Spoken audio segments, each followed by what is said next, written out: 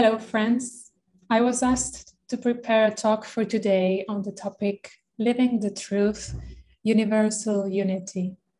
And I have to say that the process of preparing and reflecting upon such a magnificent ideal has been very enriching on its own. So I am very grateful for that already.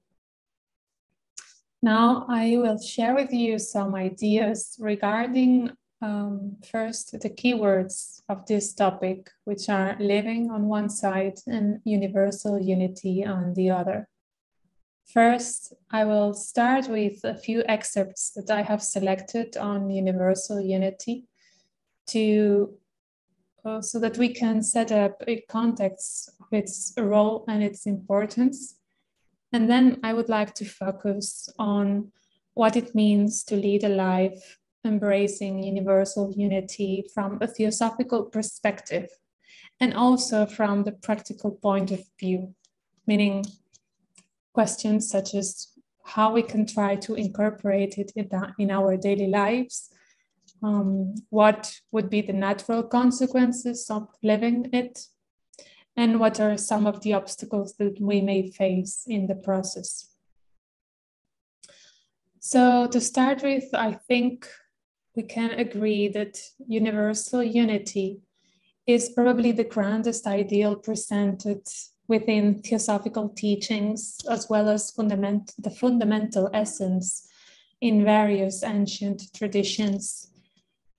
When considering the words universal unity, even from the human intellect, I think we can all grasp an idea of the cosmic dimension that it evokes far beyond our ordinary perception of life.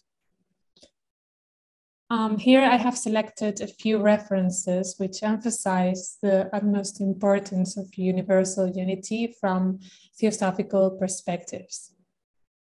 The first one is the first object of the Theosophical Society, which urges every member to lie in sympathy with making a conscious effort to create a nucleus of universal brotherhood of humanity, which is very much related with universal unity.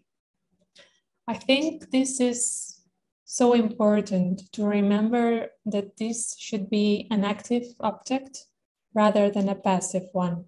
I'm sure we all agree with this statement, but then we should also strive for finding ways and creating opportunities at every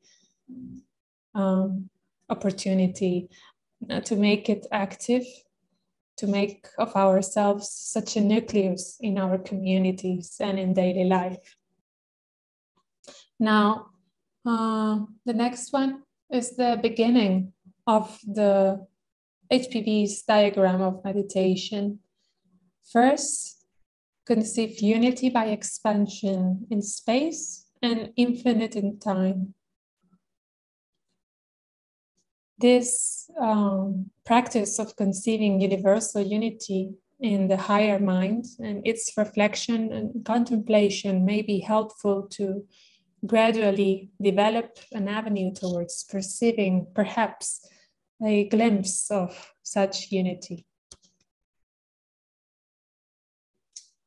This is a quote of Robert Bowen's notes regarding the necessary approach to study the secret doctrine. And here again, emphasis is made upon the importance of letting the mind hold to the idea of unity of all beings. Finally, the voice of the silence also refers to the union with the silent speaker that is necessary before the soul can comprehend and remember, meaning to know what is real. Overall, from these examples and many others that can be found, it stands out how universal unity is so emphasized upon and pervades as the ultimate essence of philosophical teachings and doctrines. Therefore, it is worthwhile to dwell on it on a regular basis. And that brings us to the question of what it means to lead a life embracing universal unity. So here are a few aspects of what I am going to talk regarding some ideas. First, it is useful to have a proper understanding of what are the obstacles that prevent us in the first place from experiencing universal unity as the ultimate goal in the spiritual path of perfection. For that, to consider the principles that govern the constitution of man can help to understand its dual nature, both in theory and, most importantly, in practice. Here I will use a graphical and simple analogy to represent the relationship between the individuality and the personality, although we are all familiar with the 7 principles. So if we consider the process of taming a horse, then the horseman represents the individuality, the observer, and who knows, while the horse represents the personality and the body, the doer. The horseman takes the horse for training once he sees some traits that qualify him, and when the horse or personality shows the willingness to acknowledge and yield to his master. But before those conditions are there, it's very difficult to tame the horse, since it is still subjected to abidia. But when training begins, little by little, the horse learns to perceive his master's will and directions. And gradually, little by little, he learns to be more ready to respond, even to subtler movements, until eventually it reaches a stage where he is completely aware and united with his master's will, which would be the higher self or the divine will.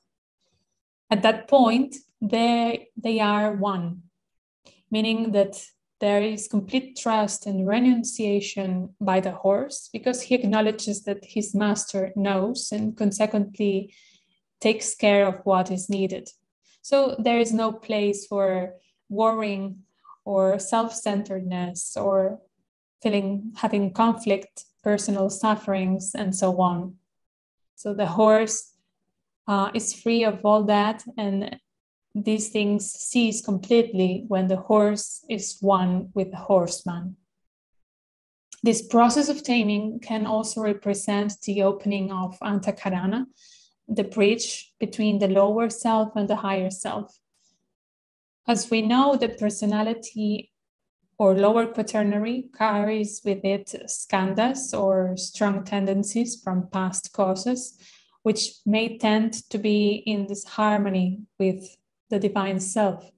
And so the task that we have before us is to cultivate a connection with the nature of the higher self, despite the obstacles that represent past tendencies. Then the next question would be how to develop or to accelerate the process towards such state of union, how to set the adequate conditions to nurture it, to tread the path of return, nivritti-marga. And it seems to me that one basic requirement to create fertile conditions would be watchfulness of the whole microcosm that we are.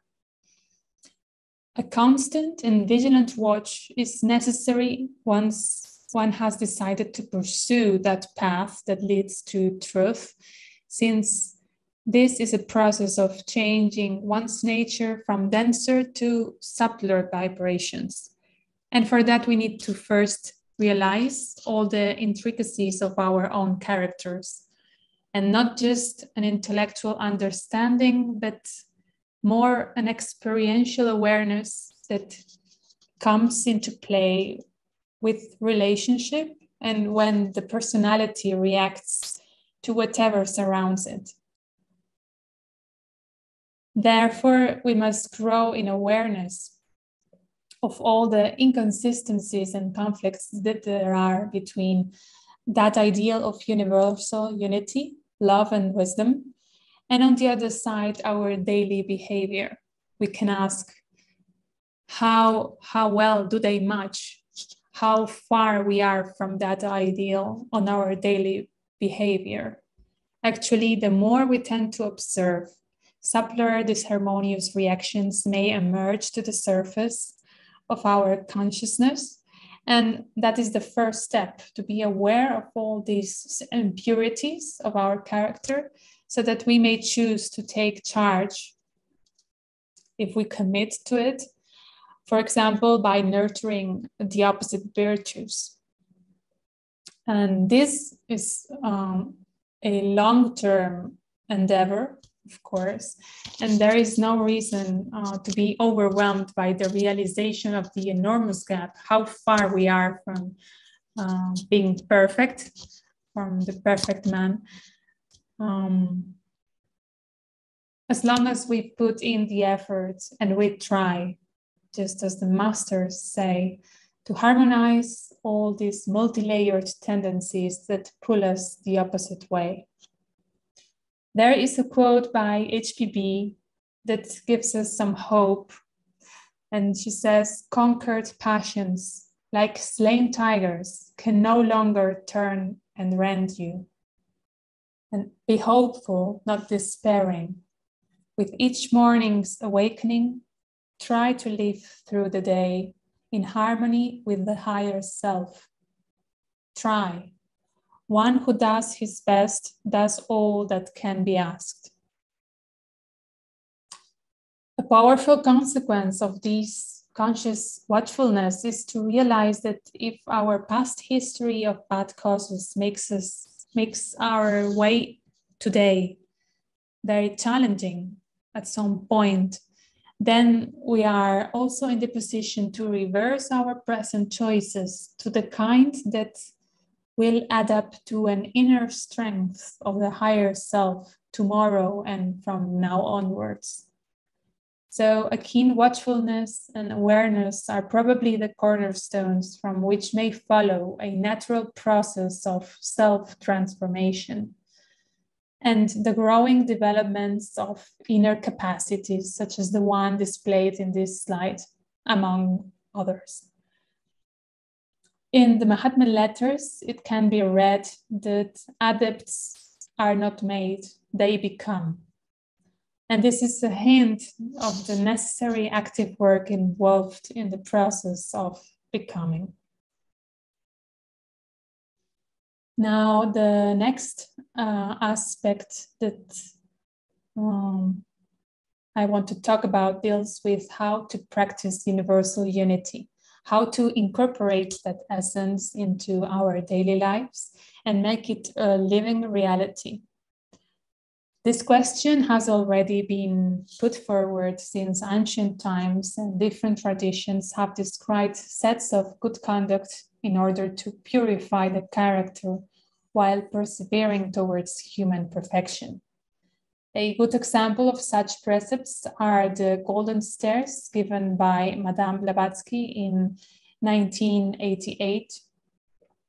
And in a very little few verses, there is a considerable amount of valuable instructions that we can consider, test, investigate, and examine in order to discover their meaning, not only in a superficial way, but in ever deepening layers of inner realization in all spheres of action during daily life. So it may be at work, with family, friends, strangers, in daily life. This calls for continuous practice and is quite a task, but also a fascinating journey of discovery towards slaying the destructor of the real.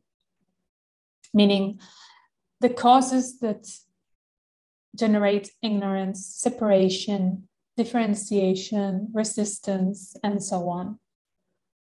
By meditating, for instance, on each day, one verse, and by turning our attention regularly to the highest realities, by elevating our thoughts as well as our noblest emotions, is a key exercise and practice so that it may become a way of life. So it is as necessary as we have to eat and rest through the day.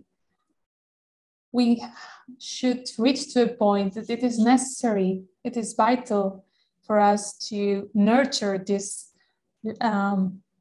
living in the elevated, the higher mind, to elevate it by elevating our thoughts and emotions too.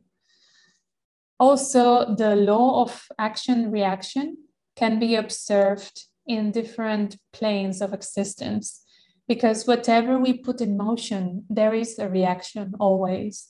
So when we direct our attention and power of thought to a specific question with due intensity and will, chances are that circumstances may result in unveiling some answers for what we are seeking if we have a keen eye for that. This is a beautiful aspect of the universal unity because it is a living thing. We move and life moves with it, and the possibility of taking part by collaborating actively is a precious thing to imagine, really. Here I would like to share a fragment from Madame Blavatsky regarding the sense of responsibility. The feeling of responsibility is inspired by the presence of the light of the higher ego. As the ego in its cycle of rebirths becomes more and more individualized, it learns more and more by suffering to recognize its own responsibility, by which it finally regains self-consciousness, the consciousness of all the egos of the whole universe. We should therefore always endeavor to accentuate our responsibility. The feeling of responsibility is the beginning of wisdom, a proof that ahamkara, the sense of I, is beginning to fade out, the beginning of losing the feeling of separateness.